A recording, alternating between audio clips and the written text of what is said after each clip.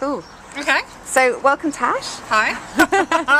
Tash, could you start off by just telling us where you are and what you do that you love? I'm Tasha. I'm in Walton on the Hill in Tadworth, and I decided to open a shop specialising in art and creating different things and trying to promote the whole recycling thing. So we don't always necessarily have to buy new. So I revamp furniture, I do artwork, I'm starting workshops for the children. It's just a whole mishmash of things, an eclectic mix we call it. But yeah, I'm enjoying it. What is it about it that you really enjoy? Oh God. Well, when I was back at school, I've always loved art, always. I was sculpting when I was younger at school, doing my A-level and that sort of thing.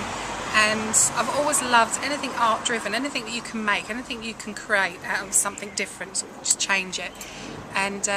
And I just, yeah, it was that really, and it was that drove me forward. Yeah, it's always been art's always, there's always been a creative element in everything I've done since I left school. Yeah, so it's always been, God, I can't even remember what you asked me now, I'm so sorry. That's all right. And my mind will wander. I'm terrible for that, I really am. No, seriously, yeah.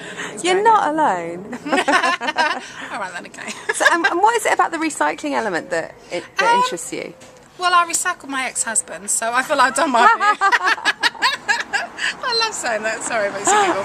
But no, I think because we have to sort of make a difference. We're sort of in this whole sort of time in our lives where we have to start thinking and taking care of the planet sort of thing, and we don't necessarily have to go out and buy a brand new piece of furniture, because more often than not there's things knocking about indoors that we just overlook, and we sort of think, oh, we need something new, and normally the new stuff we buy is cobbled together and not even made of wood or whatever.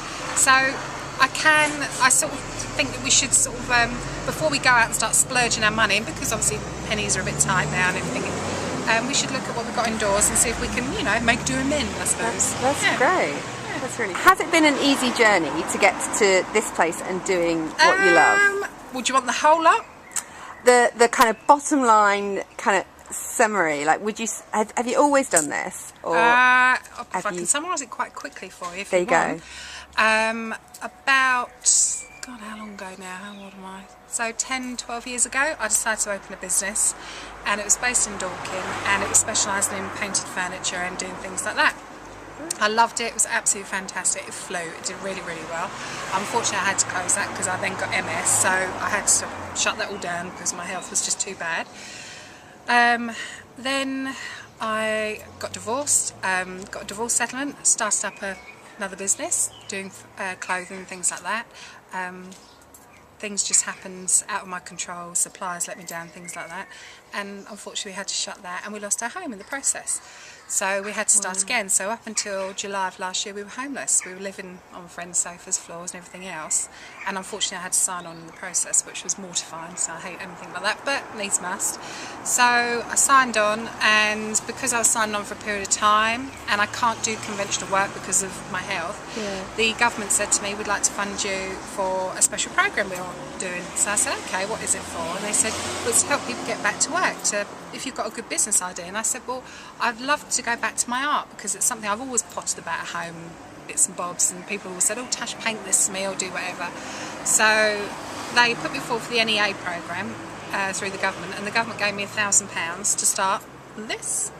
So yeah, I did this all with £1,000, or we did it all with £1,000, and yeah, and I love it. I absolutely love it. So that's hence the whole recycling thing. It's important that we just remember that. And that's so incredible. So what keeps you going when it's challenging? God, that's a tough one. What does keep you going?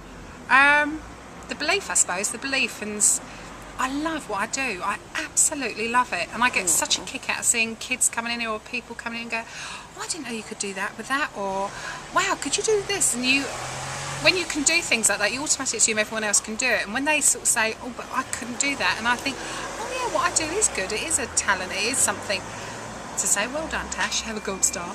But yeah, I suppose it's that what keeps you going. It's the knowing that I'm on the right path. I know without a shadow of a doubt I'm on the right path, and I'm doing what I truly love with all my heart.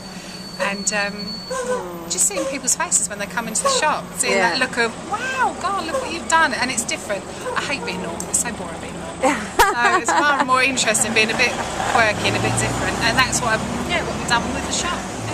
And so if you were to meet someone who was kind of like, I can't, stuck, they were struggling to do what they wanted, what advice would you give them? just from where you are, really? Never ever be frightened of change, ever be frightened of it, because change is good. It really is good, and you'll probably at the time, even if it's bad change or whatever, you won't see it at the time, but there's always a reason why. So don't ever be frightened, roll the dice. I mean, I'm a firm believer you come back time and time again, but for this time, as I am now, yeah, roll it as many times as you can, but never, grab it by the balls. So go. Thank you so much. That's fantastic.